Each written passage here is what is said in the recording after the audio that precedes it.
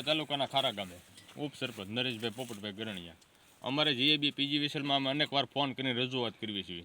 કીધું ત્યાંથી તમે જ્યારે ટીસી ખેડૂને ફેલ થાય જો ચેક કરીને આવતા હોય તો આ ડબલ ફેરું જે મજૂરી સડે એ મજૂરી ન સડે. આ ટીસી છે 2 દી પહેલાં ફેલ થઈ ગયેલું હતું. એટલે આ ટીસી જ્યારે 2 દી પહેલાં ફેલ થઈ ગયેલું એટલે રજૂઆત કરી. 2-3 દી પછી બદલવા આવ્યા. 2-3 દી પછી કાલ બદલવા આવ્યા. આ ટીસી અને ત્યાં સડાવ્યું. આ ટીસી ત્યાં સડાવ્યું એ ભેગું બંધ નીકળ્યું. એ કે સાર થયેલું છે અથવા કે સાર નથી. એમાં કાંઈ અમને ખબર પડતી નથી.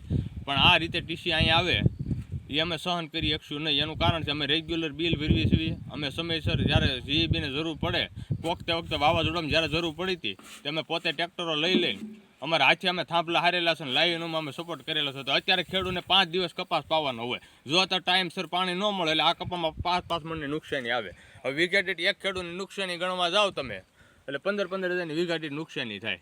એટલે આવી રીતે ખેડૂત ત્રાહીમામ છે. અમારા ગામની વાત છે 30-40 ટીસી ફેલ થઈ ગયેલા એમાં બદલાવેલા છે. એમાં 20 ટીસી રેગ્યુલર નીકળેલા છે અને એ સાલું નીકળેલા છે. પણ અમુક જે ખેડૂતને 2-2 વાર બદલવા પડે છે એ પછી ઉતારવું અને પાછું લઈ જવું એનો અર્થ હોય. એ કરતાં ત્યાંથી જ્યારે ઓફિસે નીકળે તો એ ચેક કરીને અધિકારીની સહી હોવી જોઈએ. પછી અહીં જ્યારે લાઈન ઉપર કામ હાલતું હોય તે કોઈ એલાયક કોઈ હાજર હોતું નથી. એમના માણસો દ્વારા એમને ફિટ કરીને વૈયા જાય છે. પછી વૈયા જઈને લીલિયા પોગે અને અહીં આપણે લાઇટ આવે પાવર અપાવવાનું શરૂ કરે તે પાવર હોતો નથી. આ અમારી ઉગ્ર રજૂઆત છે. સરકારને અમારે કેવું છે કે સમયસર ટીસી રેગ્યુલર હારા મોકલો, વ્યવસ્થિત મોકલો, એની વિરુદ્ધ તપાસ કરો. હું ક્યાંય ભ્રષ્ટાચાર હાલે છે એ ભ્રષ્ટાચાર ખોલવા નરમાં વિનંતી છે.